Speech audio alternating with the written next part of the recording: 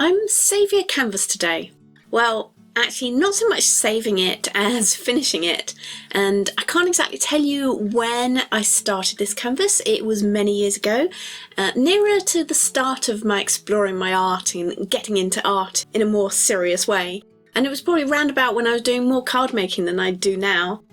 And I have a few canvases like this where I experimented but didn't complete them. I was just sort of feeling my way with them. And it's not really that I abandoned them, but more that I found I just prefer working on paper. I really love paper, and canvas is a completely different beast, and I like manipulating paint on paper and just the way it feels and the way it works and the kind of textures you can get, and I don't know, it's just the substrate that I like playing with. Plus also, canvases are a little bulkier to store, aren't they? But recently I have been revisiting canvas, and I've been recycling some of my older ones that were started and not finished, and maybe even some that were finished and I no longer like, or they would just play really. So I just thought I would see how I felt about them now, several years later.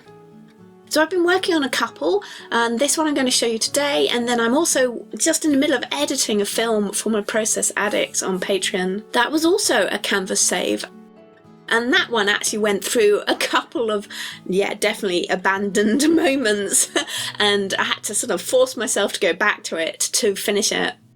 But this one was a little easier. Now this mini canvas only went through one transformation into an abstract flower that you're going to see at the end of this video today. And it's got lots of colour and physical texture. And that's really what I was aiming for with this project today. And you can judge at the end to see if I managed it or not. But I did get a little bit of help with this particular canvas because it already had some texture on it, and I think, although I don't remember entirely, but there's some gel medium on this that was maybe a heavier gel, so there's like some thicker ridges that were held in place and some peaks.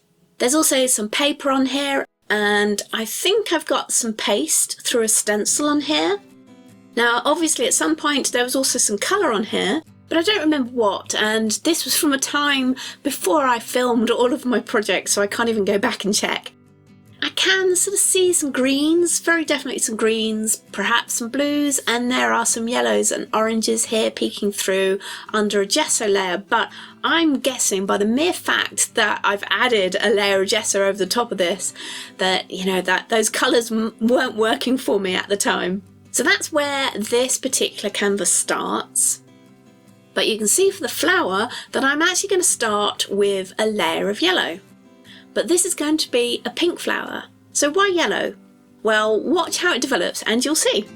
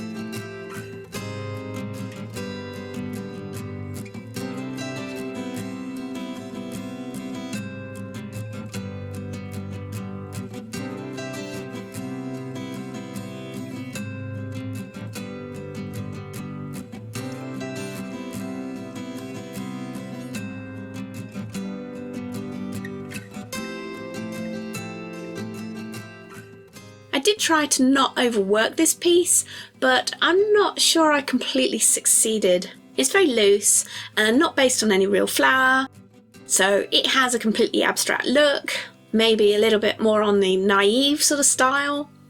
But check out the yellow. That bright colour as an underpainting for the flower, it really shines through the areas where I've used translucent paints like the magenta, or where I've added the permanent blue violet on really thinly.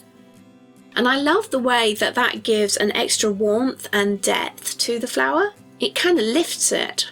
Now, I did add also at the beginning some pink lines as well, and what I was hoping was that they would add a bit more of a texture. I was putting them on a little bit thicker, but I don't think that really shows through.